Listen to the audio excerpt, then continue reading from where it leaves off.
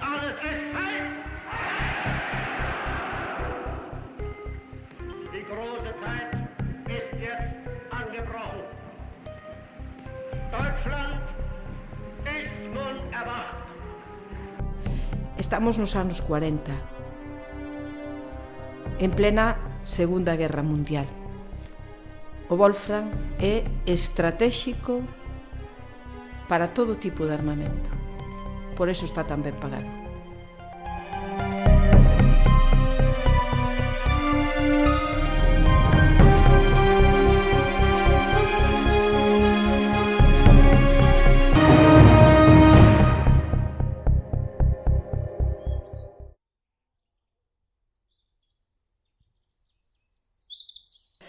A néboa do Val do Deza desfaise devagar, abríndolle espazo ao sol frío da mañá.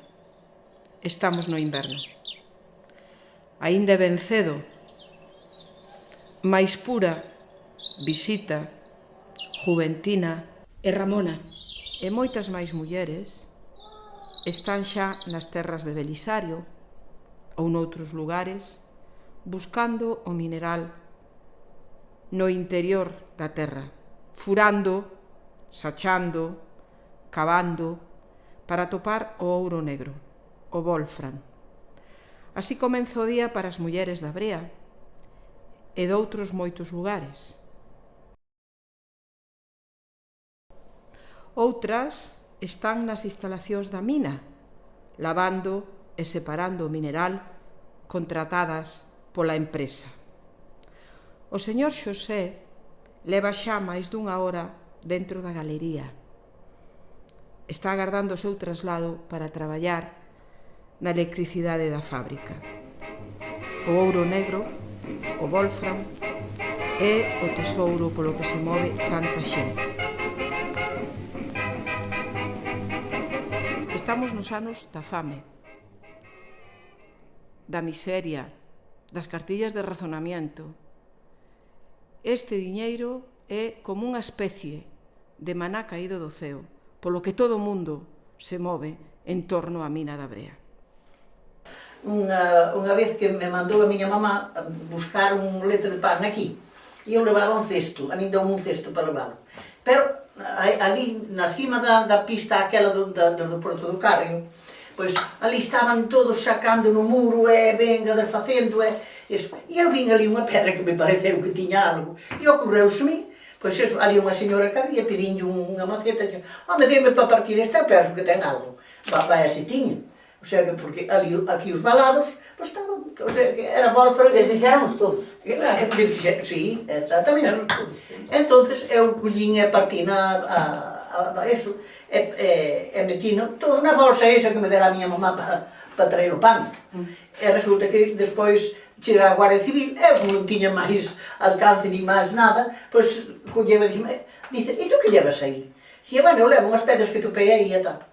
Entón, ben me quixo levar presa, mira, o sea que para mí eso era, además o pánico que tiñamos á Guardia Civil naqueles tiempos.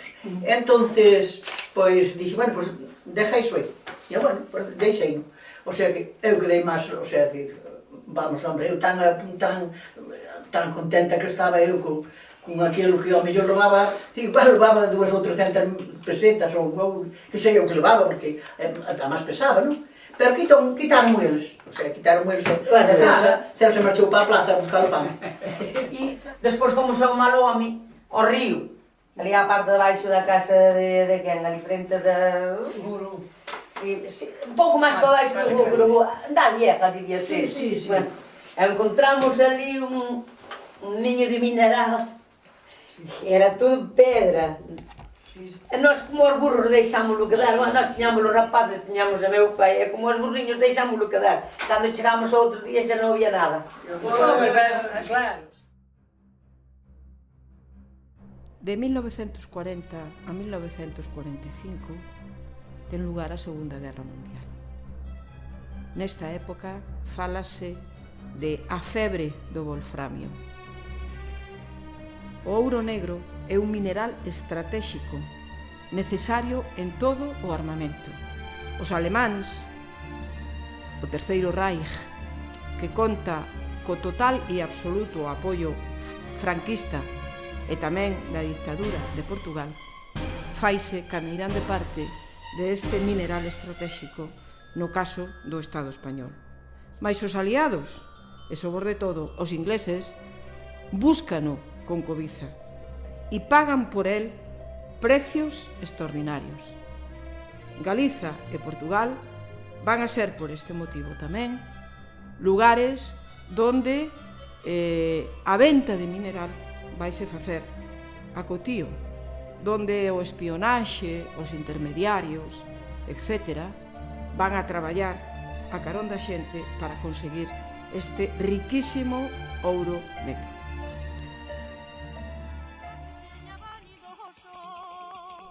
Coa riqueza do Wolfram, todo muda nestas terras do Val do Deza.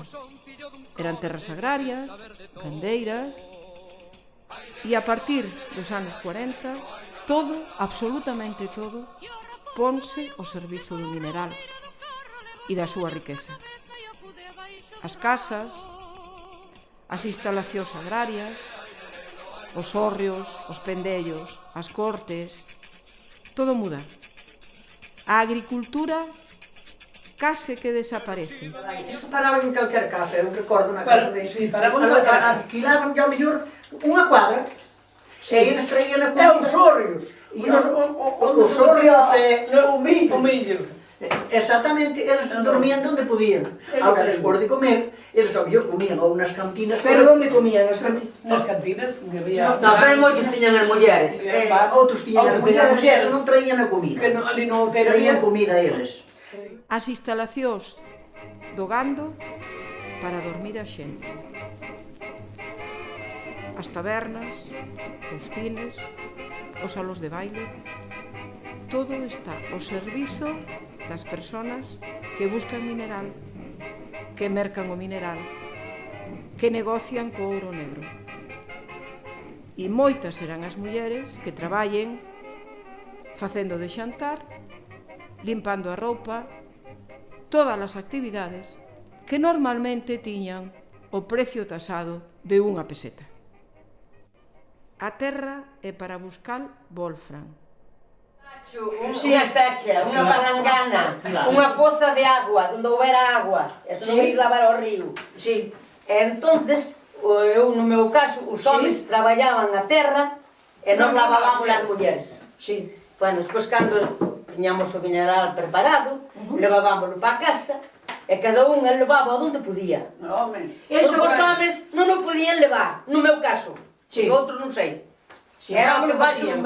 Eu traballei moito tempo aí na era de miña abuela ou de meus abuelos, que ao contrario, as fincas todas que había que daban o Wolfram eran todas de miña abuela. Sí. Eu traballei ali, pero eu fui con ela a primeira vez a Varille. E lavábamos o que tiraban os que viñan buscar aquí o mineral a mina. Lavaban a terra, mas lavaban lá en Varille. Era verdade ou era mentira? Pois tiñamos un buraco para buscar a terra que daba o mineral, porque a outra non a queríamos. Entón, como o mineral se vía, era negro e a terra era así de color desta, castañado. Entón, cargábamos o saco, eu como era rapaza levaba pouco, pero as outras levaban un saco grande. Despois lavábamosla, despois levábamos o mineral para casa e vendíamoslo. Xuntábamos así a uns kilos, porque un kilo solo non rendía. E os outros pagaban e compraban por metros. Sí, por metros. No agro. Eso é, no agro, por metros, e cada un explotaba o seu. Eso é. Pois eu iba tiñamos un grupo. Sí. E íbamos... Un grupo de mulleres e homes? Mulleres e homes. Despois poñemos uns cavaban na terra, outros que carxeámos lá por Regueiro de Porto do Carro. Levámos a terra nos sacos. Carxeámosla para ali nos reinos lavámosla. Sí. E como o mineral era máis pesado que a terra escapaba e o mineral quedaba no fondo, da palangana. Sí. E así xuntamos. E viñan unhas carxaban, outras se lavaban, e así. E despois, cando viñamos con el, a casa, se estaba no guardia, escapábamos por onde pudermos, para que non nos vira. Porque como era... Claro, se nos sacaban. Era unha vida triste. Unha vez quixeronme cambiar, quixeronme cachear a mí. Non era triste. Cachearme a todos. Pero E outro lado, Pero traía unha bolsa debaixo do brazo. Depois non xa tiñamos da nosa mão. Temos así tapado con a Non chaqueta. sabes, non lle dábamos a mercancía toda, pero dábamos algo, non sabes? E o Juan acompañábamos a casa como se fora o noso mozo. Claro que sí, Mozo moi bien. do- E despois traíamole, pois a mí quixeronme cachear, pero dixen eu, no, a mí para cachearme ten que ter unha muller, senón eu non lle deixo piñar as maus encima a usted. Entón, pase.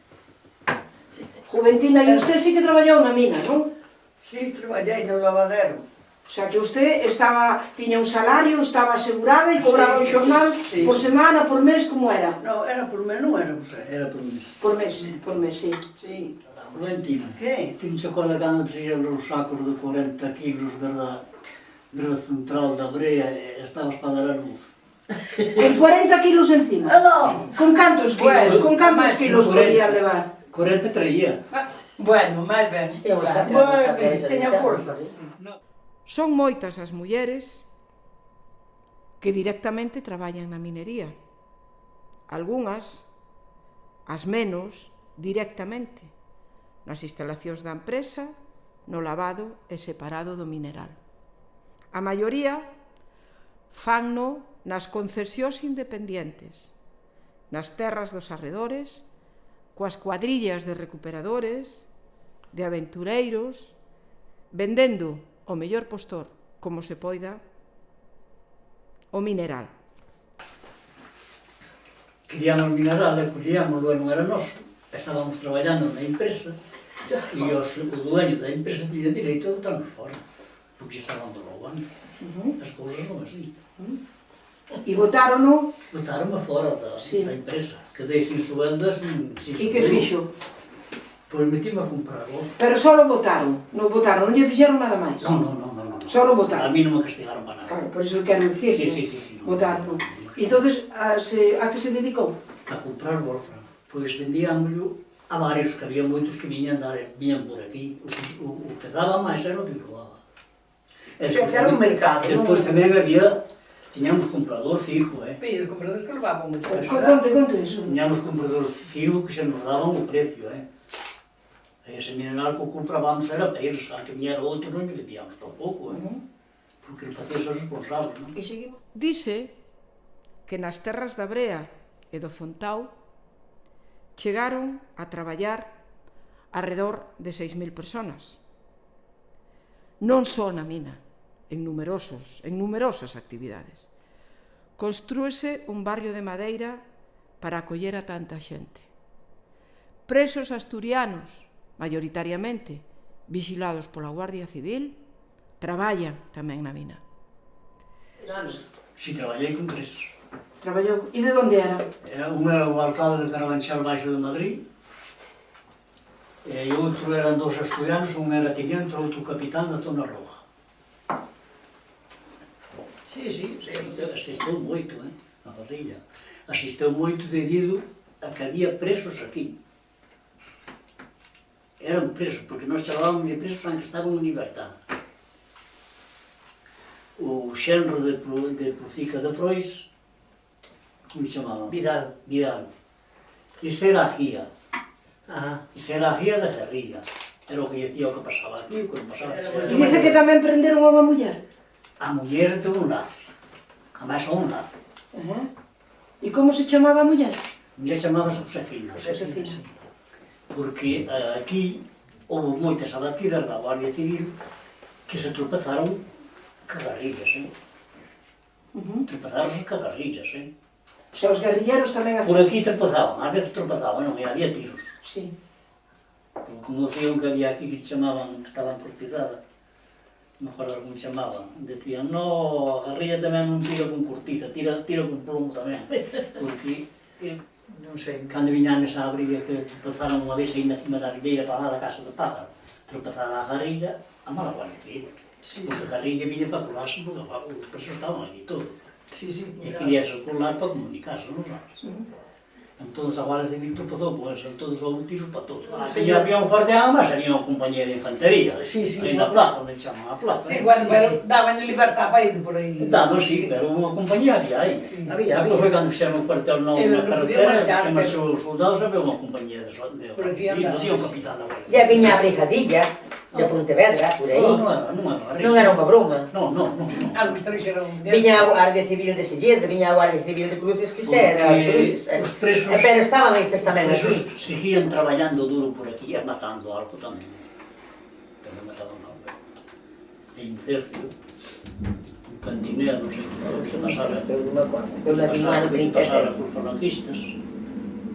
Que pasara por falangistas aí a un cantinero de Cercio.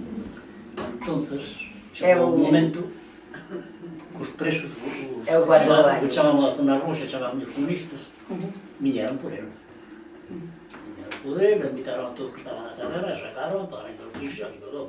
Que son moito aquí, Eu acordo un montón, Que estaban en contacto, entonces Estaban por eso en contacto, claro, porque eran todos da zona roja, estaban en Porque contacto. había do Partido Comunista. Claro, e ese, o que chamaban Foncellas, era unha cuadrilla de militares que estaban no monte.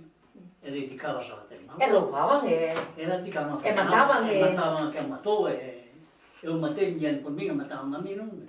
Uns 30. Bueno, despois tiñamos os curcheiros da bandeira... Que mandaba David. Pero esos quenes eran? Quenes eran os curcheiros? Eran os de Foncellas. Ali nunha casa. Non eran Foncellos os curcheiros, non. Vivían nunha Estaban casa. metidos cos Unha cuadrilla Foncellas de que... presos que estuvo aquí, e saleu en libertad, e quedaron por aquí. Entonces eran os que se dedicaban a facerlle daño a quen fixera daño, non entendes? Os curcheiros da bandeira mataron o Guardia Civil ese que viña, parece que viña da bandeira da feira. Eles mataron aí no Martixe. A presencia abundante de Garda Civil que vixila os presos, vixirlo e extraperlo, moitas veces tamén participando nel, provoca enfrontamentos e represión, no que tamén morrerán mulleres afogadas, tiroteadas. As mulleres tamén van a deixar no seu sangue o prezo do ouro negro. Pois, era un domingo que viñemos unha señora que tiña 4 rapaces, o Barbén tiña 9 anos. Era moi amiga miña, que era mi tía tamén. E viñemos a ver se topábamos algún por aí polo monte. Ela quería comprarlle un pan ou por rapaces, fariña para fazer de pan, non? Era viño mineral para sacar a familia para diante. Entonces, Daquela non hai outra dixo a posibilidade. min vimos alguna vez, e imos a ver se eu xunto un pouco para comprar un pouco de trigo e tal, e bueno, pues vamos. Estábamos comendo, estábamos nun camiño, sentadas, e entonces así, dun lado e outro do outro, comendo uns bocadillos. Aí ela lle de acordar. E entonces, veu o guardia, ou viñeron máis que un, que eran tres, menos que eu vino, por atrás, e dispararon, caíron así diante de nós no camiño. Pero que a mí, nós, claro, asustámonos e levantámonos para arriba. E a que estaba ao meu lado, tirolle na cabeza, se quedou morta, se quedou morta. Le mataron. E fixeron, hubo un xuicio... Sí, hubo xuicio, que fun declarar dúas veces en Pontevedra, mas aí en Lalín. Houve un suquizo grande, pero... E o guardia que lle pasou? Fue a Lalín primeiro. E o guardia que lle pasou? Nada. Bueno, guardia. Despois viu o caño por ali. Cambiaron el puesto, listo. E despois fun a Pontevedra, porque estaba con un señor en Pontevedra, con o Carlos. E entonces chamaron ali, e fun. Dixeme, ti tens que decide, porque eu non quería ir, dicía, bueno, vou ir a por aí, declarar outra vez. Non, tens que ir, pero ti declaras, dices a mesma cousa que o viches, claro. E dixe, non? E depois aquele guardia andaba pola calle, que eu non conocía, andaba pola calle cada vez que me vía, eu por ali e ele curvaba polo outro lado. Me quería encontrar, claro. Na mina traballan tamén, como dixemos, presos franquistas, moitos deles asturianos, que aportan o seu coñecemento da minería e que axiña formaron parte da vida da aldea, do poboado. Mesmo algún destes mineiros vai a poñer escola na anoitecida, unha vez rematado o labor na mina, recuperando así o bon facer das misións pedagóxicas e da institución libre de enseñanza. Por iso, tamén no Fontao, podemos falar de unha illa de coñecemento.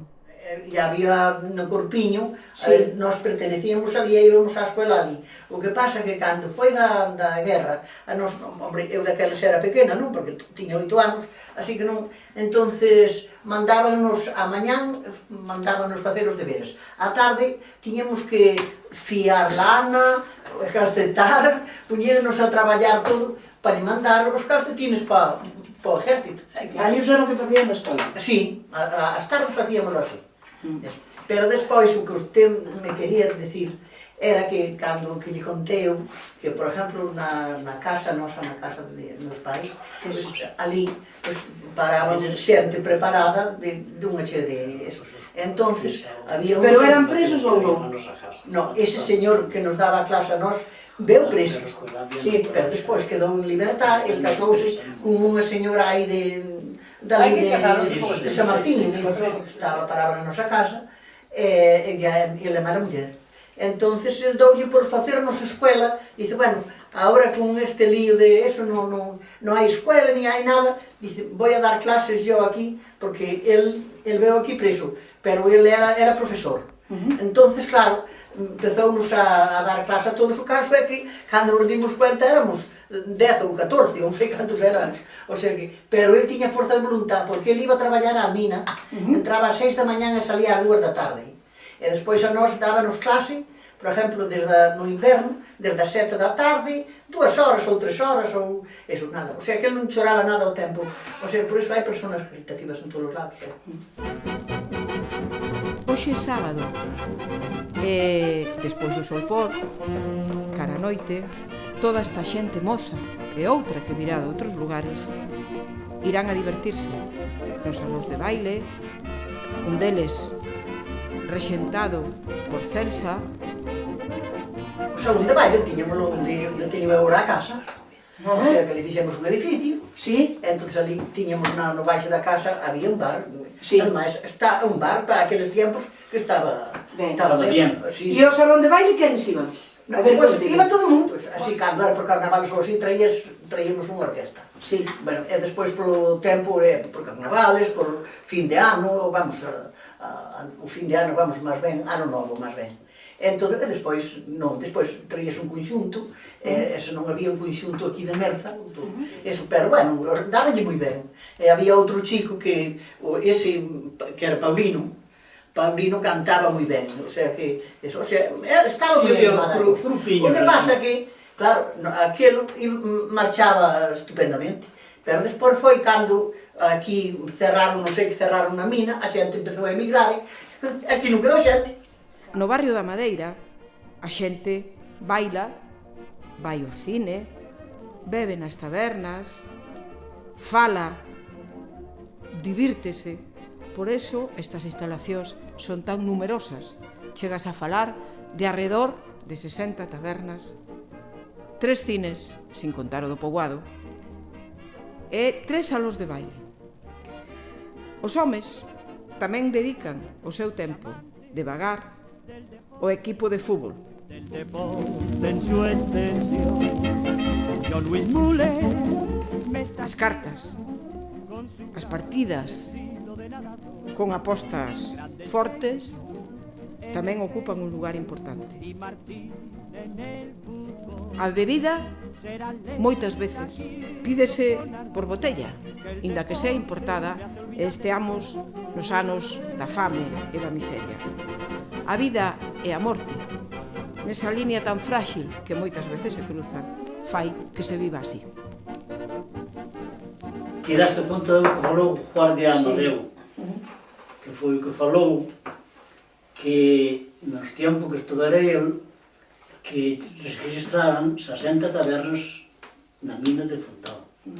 Eran moi bonitas, para aqueles tempos. E eran barracas. Bueno, E como eran? A ver, conta. eran feitas de madeira, Sí. para cor de madeira. A maior Sí. parte, sí. Sí. Para Cantas cor de había aquí madeira. na plaza? Aquí non sei cantas había. Aquí había menos, pero empezando, por ejemplo, salindo agora por esa pista por aí, tiene que Sí, ser sí. por aí, a Janar, Sí. donde é aquí cerca. Sí. Pois salindo por esa pista por aí, e decollendo esa zona toda, todo o que é o monte, Sí. todo é como o monte, aí pola Fontaría, toda a Sí, no, pola Manuela, nas Sí, minas de todo- Ogaño había tabernas. todo que eu é o non fui monte- a elas nunca, pero... todo o que era o monte era a zona das tabernas de Barracos. Sí. Sí, pero non era decir porque houberon aquí non puñera outra aí. Puñeron de onde tiña sitio agora, aí non se miraba ni que houberon aquí. Aí tamén había unha casa de... E que era o que Mulleres, facían? pa. Que se facían? Despachaban, vendían. Sí? Juegas había Eso moitas, non, pero non. Sí. Juegas había moitas porque era Aí na plaza, Non, verdad, non sei. Na plaza. Que temos a zona que había aquí unha casa de mulleres. Aí na plaza. Eso non é mentira. As mulleres salían por todos os sitios. Cando traballábamos non podíamos ir. Pero, por exemplo, eu estou falando dos que traballábamos na empresa. Sí, sí, sí, sí. Despois hai outra tandada que eran os que andaban por os trapelos, Sí. que estaban a cada pasillo na taberna. Claro. Traballaban nos filos, traballaban por eles, niña mandaban eles. Ese monte de aí está todo furado. Si niña mandaban eles, eran os seus jefes. Se sacaban 5, sacaban 3, non, nadie mandaba neles. Pero nós salíamos ás 6 da tarde, isto, por exemplo, en inverno, non pleno verão. Sí. Salíamos ás 6 da tarde do traballo e nos dáramos 3 as manos e había os amigos que traballaban conosco e había os presos que estaban conosco. En vez de ir para a casa, nos llevamos a ir polo monte adiante, polas tabernas. A pasar o tempo. Claro. E ver as mozas. E que había? Que había bastante.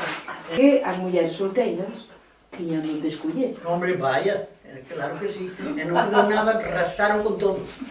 Hombre, aí non quedaba ningún solteiro. E logo porque había tantos homens, de onde viñan? Pero, Dios mío, estamos dicindo Viñan de toda que Galicia. eran presos políticos. Eso. Claro, eran presos políticos que viñan, que, o sea, que non tiñan delitos, traballaban na mina por un día, valelle por dous. De Madrid, de todos os sitios, Todos lados. asturianos, madrileños, Sí. había de todo. Entonces, claro, o home, por onde está a muller, non? O sea, que claro, normal. Entonces daquelas xa empezaron a poñer algún bar, con cousiñas, por exemplo, xa houve un cine mudo que puxo o panadeiro, xa houve... Aí vin eu ao cine. Sí, era un cine mudo que Sí, puxo sí, o panadeiro, sí. xa houve outro bar que puxo un artículo deses que ainda asiste hoxe, me parece, que, por exemplo, que se sacaban o reloj daqui e poñían aí arriba dun avión, que pagaban con martillo, e vai, estropellaron o reloj. Era un mago deses. Sí, sabía iso, se empezaba a verse todo, daquelas, Sí. Entón nos pasábamos a ver o tempo. E a carta vio. Como se divertían? máis que agora. Había moitas festas. Xuntámonos todas a campaña, íbamos todos andando ás festas. Bueno, Cantando. Pero e habría que boas eran. Vaya festonas. Conten. Vaya A festadas. festa de Santa Bárbara, pois, eso sempre fixeron ali diante do almacén, aquí abaixo, nesa esplanada que había aí. Bueno, pois aí... A Pilarica. Bueno, había todas... Tenía que era cando estaba o cuartel da Guardia. Exactamente. No, a de Santa Bárbara. Pero a Santa Bárbara, eso había sempre dúas orquestas, non sei, Será a festa dos obreros. pero vaya... Mira, Marusina, mira, mira cómo vengo yo, patrona de los mineros, mira, mira, Marusina, mira, mira cómo vengo yo, traigo la camisa roja.